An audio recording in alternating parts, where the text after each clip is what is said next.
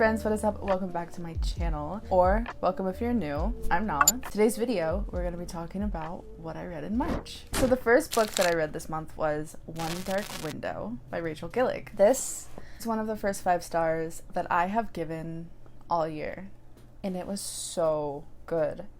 I actually have a reading vlog dedicated to it. If you're interested in that, I'll leave it up in the information. Where do I begin? So I initially read this as a buddy read with a few of my friends over on Bookstagram. I am so glad that this was the one that we chose. One Dark Window is a lush, dark fantasy. It follows Elspeth. She is a young woman living in Blunder. It's a kingdom plagued by a mysterious illness. Those who are discovered to be infected by this illness are executed for the fear of the magical abilities that it gives.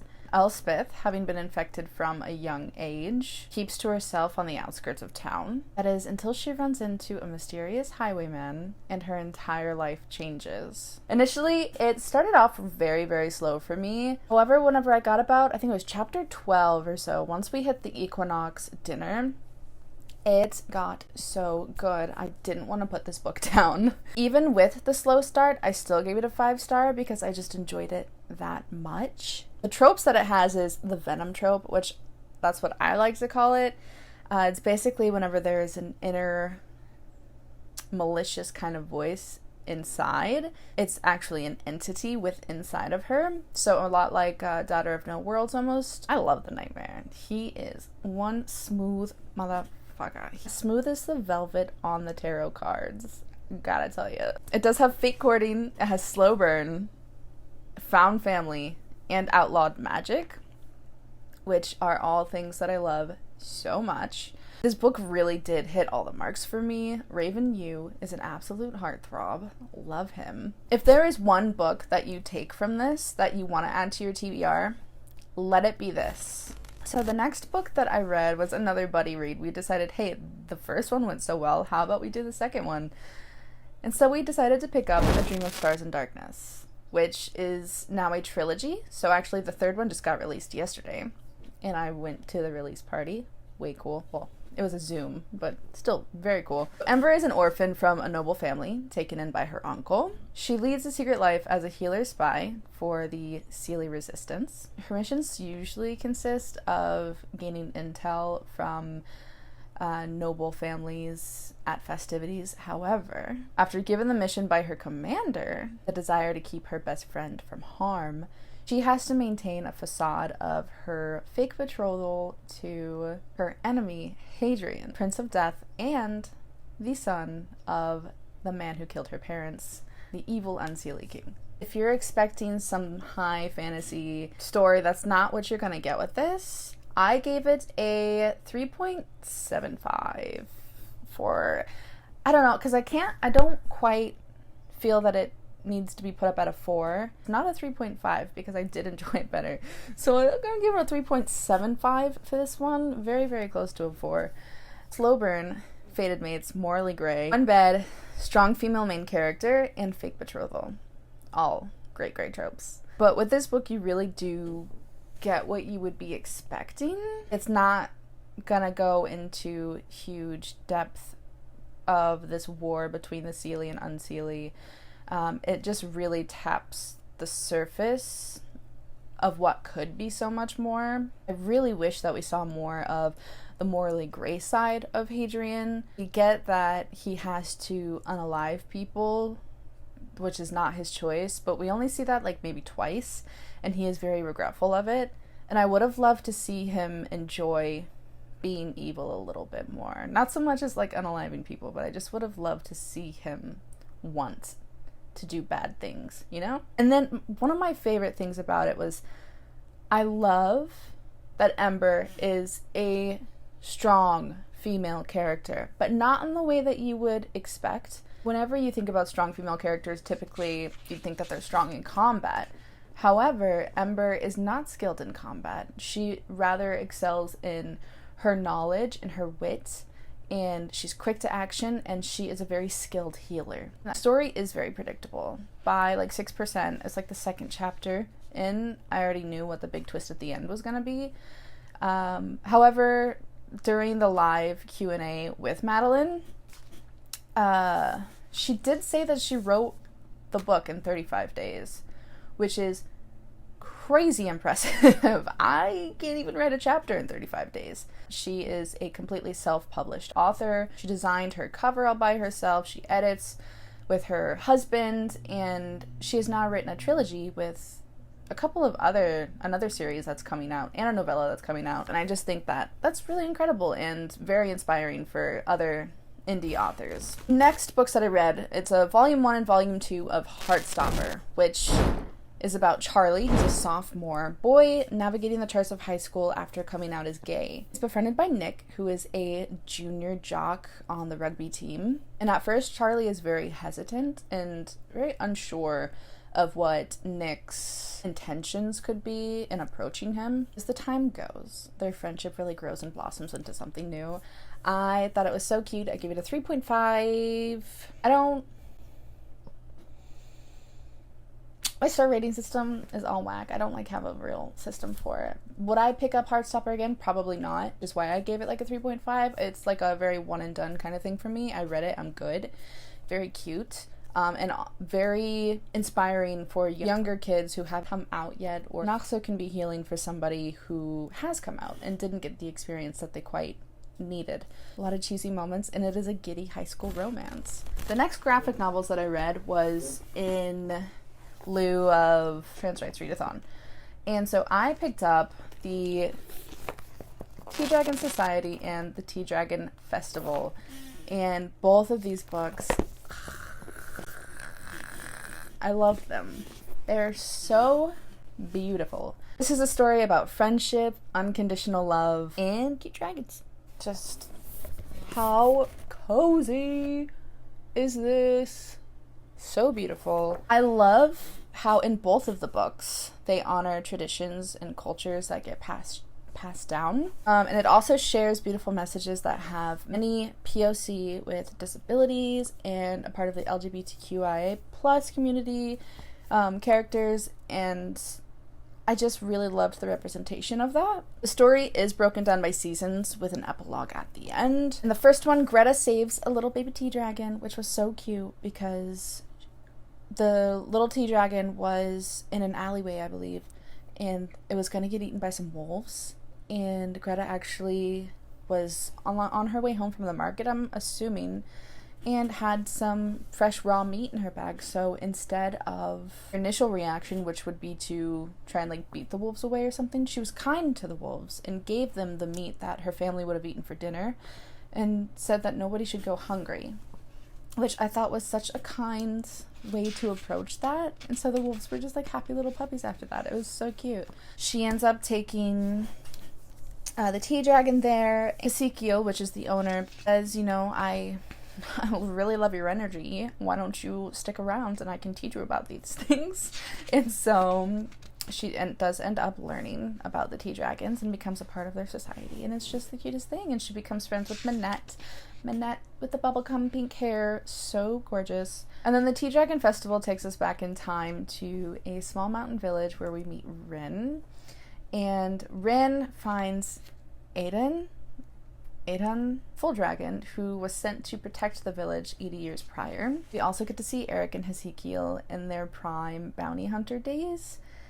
And just seeing that love develop between them is so precious.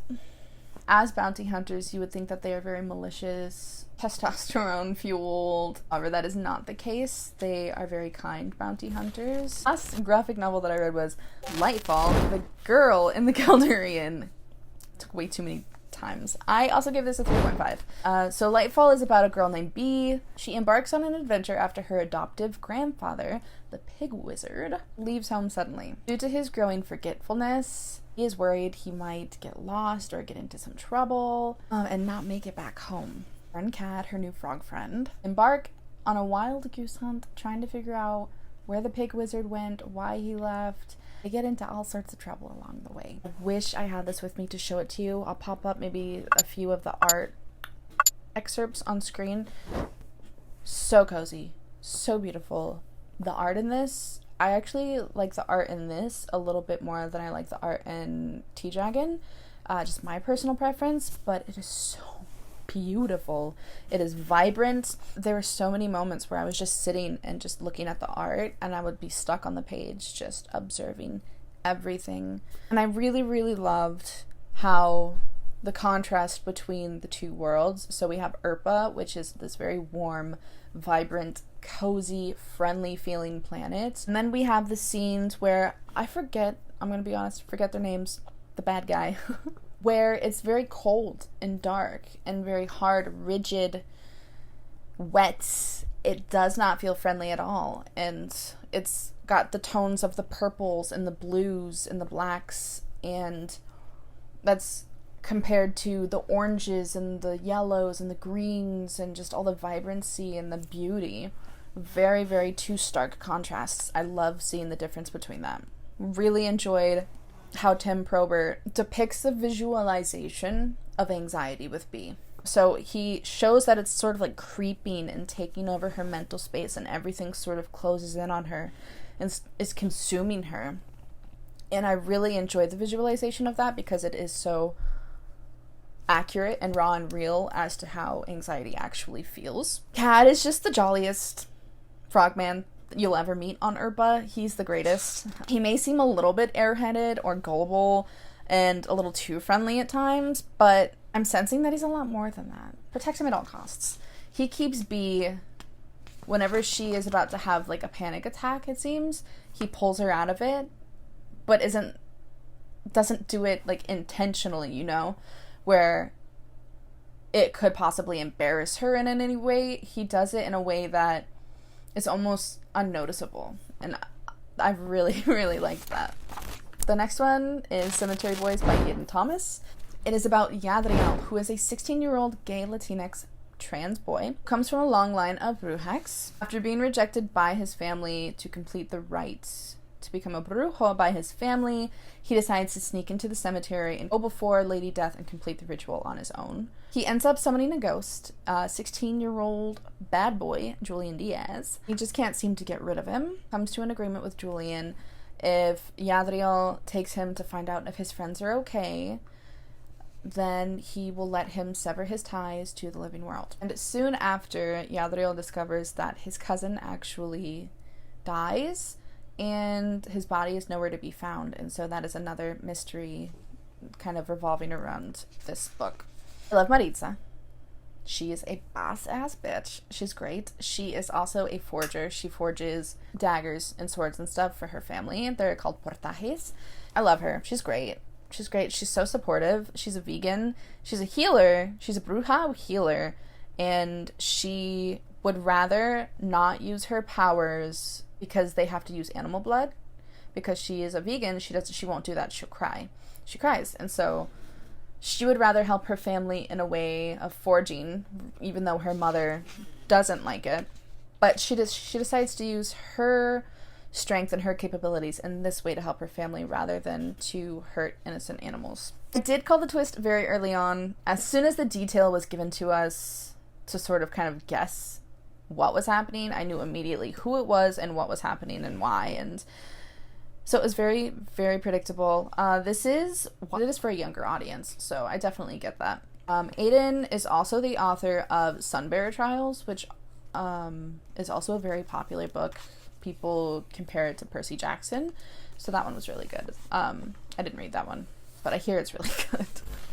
I tried to read Children of Fallen Gods before the end of March, and that just didn't end up happening. I got about 140 pages in, and then it hit April, so that will be a part of my April wrap-up. However, I did read the fine print, and I just have to say, thank the gods that, I ended up doing this through audio and not reading the actual physical book, because I probably would have DNF'd it. And I know that the fine print is, the Dreamland Billionaire trilogy is such like a beloved contemporary romance. Everybody's going crazy about it right now. I gave it a 3-star. I would not read it again. I probably wouldn't recommend it. I don't know. Personally, me, I'm not a huge contemporary romance fan. I'm just a huge fantasy girly. However, I've given, Feeling Funny, Funny Feelings, whatever it is, that I read back in January. I gave that 5-star. So I really, really love that. There are contemporary romances that I do enjoy. This one was just not it. So Zara is from a line of Dreamland, which is very similar to Disney, Dreamland employees. And so it runs in the family. It's all her life. She's just been dreaming to be a creator.